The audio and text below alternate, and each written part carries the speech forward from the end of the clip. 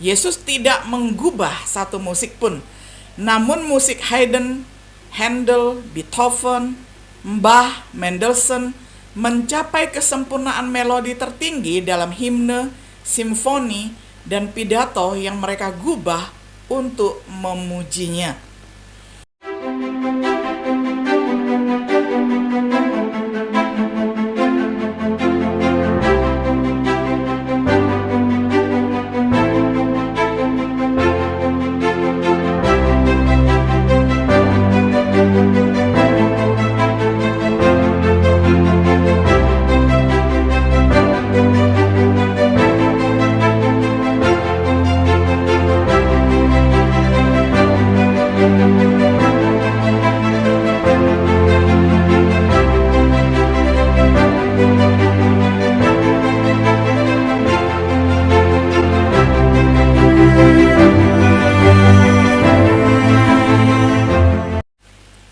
Shalom, sahabat Biblika yang dikasihi oleh Tuhan. Sungguh senang kita dapat berjumpa kembali di dalam acara Refleksi Sahabat Biblika. Pada hari ini kita tiba pada episode yang ke-49 di dalam serial pembahasan kitab Injil Markus dengan tema Malu dengan Yesus dan ajarannya. Saya akan bacakan firman Tuhan untuk kita semuanya dari Markus 8 ayat 38 dalam terjemahan sederhana Indonesia. Manusia zaman sekarang sudah semakin jahat dan tidak setia kepada Allah. Jadi waktu kalian hidup di antara mereka, jangan malu untuk mengaku, saya pengikut Yesus dan ajarannya. Karena siapa yang malu mengakui aku juga tidak akan mengakui dia sebagai pengikutku waktu aku datang sebagai anak manusia dalam kemuliaan Bapakku dan bersama dengan para malaikat surgawi. Sampai sedemikian jauh pembacaan firman Tuhan dari Markus 8 ayat 38. Sahabat Biblika yang dikasihi oleh Tuhan, Yesus mengajarkan bahwa pemuridan mahal harganya karena membutuhkan penyangkalan diri, karena menuntut menanggung penderitaan dan kesulitan, karena melibatkan mengikut Yesus meskipun harus bayar harga yang mahal. Mengikuti Yesus mungkin memalukan bagi sebagian orang. Karena saat itu, demikian juga hari ini, kita hidup di dunia yang penuh dengan dosa, di mana orang lain sering mengejek kita karena iman kita kepada Yesus. Mereka mencoba melemahkan tekad kita untuk mengikut Yesus. Namun Yesus memperingatkan mengapa kita tidak boleh malu kepadanya, mengingat kedatangannya kembali yang mulia. Dalam refleksi kita pada hari ini, kiranya dapat mendorong kita mengapa kita tidak perlu malu dengan Yesus dan juga dengan perkataan atau ajarannya. Yang pertama, jangan malu terhadap Yesus. Perhatikan siapakah dia, seperti yang diakui oleh orang-orang yang melihat dia. Diakui oleh Yohanes Pembaptis dengan berkata, Anak Domba Allah yang menghapus dosa dunia. Inilah pengakuan Yohanes Pembaptis kepada Yesus. Lalu pengakuan Nathanael kepada Yesus, Anak Allah, Raja Israel. Lalu pengakuan seorang dari kelompok Farisi yang bernama Nikodemus. Yesus adalah seorang guru yang datang dari Allah. Lalu pengakuan dari 5.000 orang ketika Yesus melakukan banyak mukjizat di depan mereka. Sesungguhnya dia adalah nabi yang akan datang ke dunia ini. Lalu pengakuan Rasul Yesus, yakni Petrus, Engkau adalah Kristus, Anak Allah yang hidup. Lalu pengakuan dari Thomas, Tuhanku dan Allahku. Pengakuan dari Rasul Paulus, yang diberkati dan satu-satunya yang berkuasa, Raja di atas segala raja, dan Tuhan atas segala Tuhan. Pengakuan dari Yohanes, saksi yang setia, anak sulung dari kematian, dan penguasa atas raja-raja di bumi.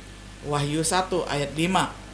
Seperti yang diakui oleh Yesus sendiri, Aku adalah roti hidup. Barang siapa yang memakan roti hidup akan mendapatkan kehidupan yang kekal. Kemudian Yesus juga mengajarkan, Aku adalah terang dunia. Karena Yesus adalah sumber dari terang itu yang menerangi seluruh semesta. Kemudian Yesus juga mengajarkan, aku adalah pintu, yakni tempat keluar dan masuknya domba ataupun umat gembalaannya. Lalu Yesus juga mengajarkan, aku adalah gembala yang baik. Gembala yang baik ini memberikan nyawa bagi umat tebusannya. Lalu Yesus juga mengajarkan, aku adalah kebangkitan dan hidup. Bahwa Yesus adalah yang sulung dari kebangkitan karena dia hidup selama-lamanya, sehingga setiap orang yang berharap kepadanya, beriman dan percaya kepadanya akan mengalami kebangkitan yang sama dengan Yesus. Lalu Yesus juga mengajarkan, aku adalah jalan, kebenaran dan hidup. Ini adalah finalitas berkaitan dengan Yesus adalah satu-satunya jalan menuju kepada keselamatan. Yesus juga mengajarkan, akulah pokok anggur yang benar. Ini mengajarkan bagaimana sebagai umatnya kita tinggal menetap di dalam Dia, di dalam persekutuan, terpaut erat, hidup intim dengan Yesus di dalam persekutuan. Yesus mengatakan, akulah aku. Ini adalah pernyataan bahwa Dia adalah yang kekal, yaitu Tuhan itu sendiri. Kebenaran pernyataan seperti itu telah ditetapkan oleh kebangkitannya yang tidak bisa dihalangi oleh maut.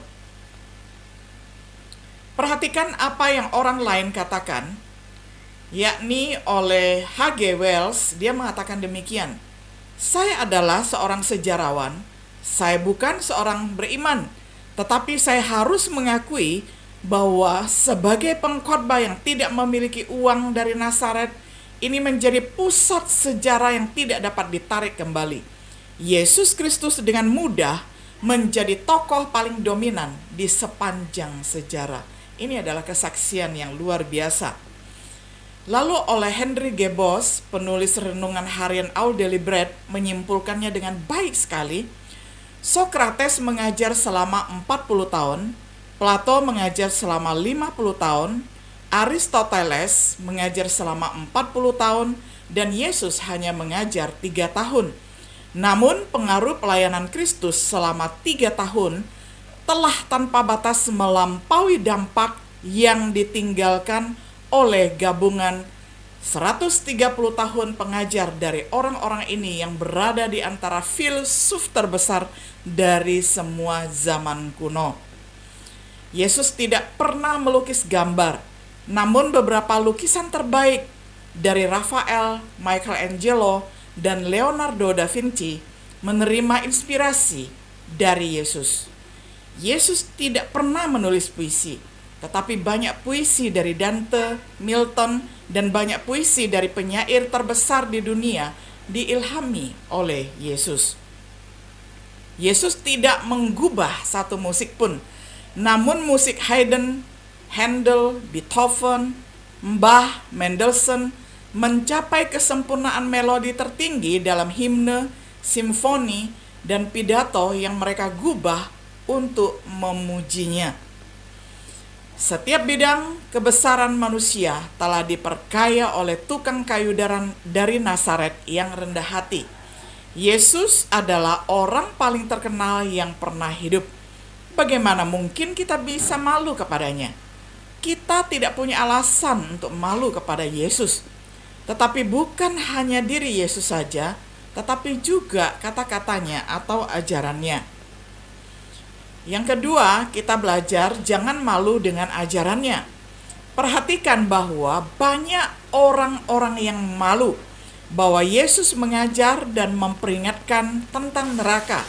Padahal kita tahu sekarang banyak ajaran-ajaran yang mengajarkan bahwa tidak ada neraka, yang ada hanya surga saja. Dan nanti setan pun dan iblis akan masuk ke dalam surga. Nah, itu adalah ajaran yang sedang marak sekarang.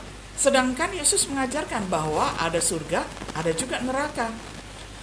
Lalu kita melihat bahwa Yesus mengajar, dia adalah satu-satunya jalan menuju keselamatan. Jesus the only way. Nah, ajaran seperti ini banyak ditertawakan oleh orang karena orang memegang perkataan bahwa banyak jalan menuju ke Roma, banyak jalan juga menuju ke surga. Nah, bagaimana kita menyikapi hal seperti ini? Lalu hanya sedikit yang diselamatkan, bahkan tidak ada yang percaya. Ini adalah ajaran Yesus, bahwa dia mengajar seseorang harus percaya dan dibaptis untuk diselamatkan. Ini adalah ajaran yang hanya ada di dalam kekristenan, tidak lazim di luar.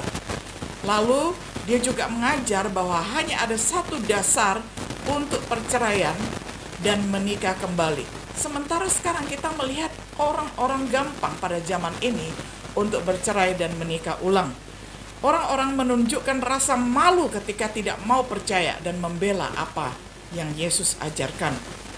Perhatikan kekuatan ajarannya. Itu adalah firman Tuhan. Ajaran Yesus adalah roh yang hidup.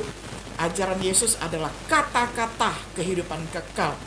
Kata-kata itulah yang akan digunakan untuk menghakimi manusia. Itulah kata-kata yang dengannya kita menikmati persekutuan dengan Tuhan.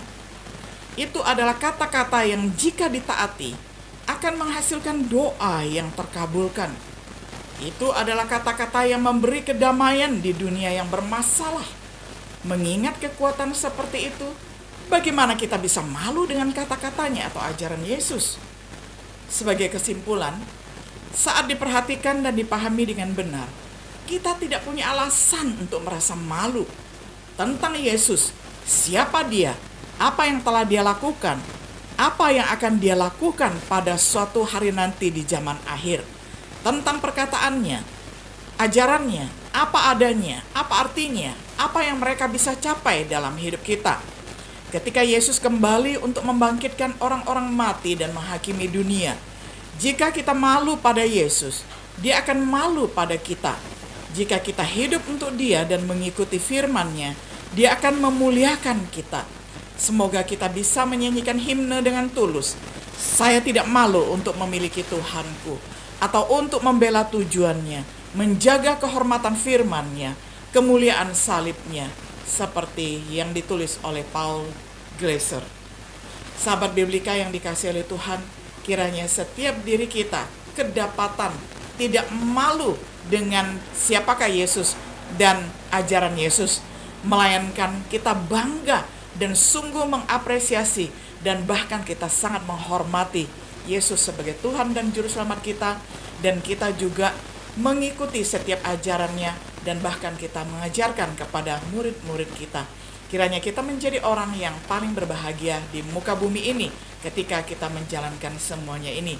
Tuhan Yesus menyertai, melindungi, dan memberkati kita. Shalom.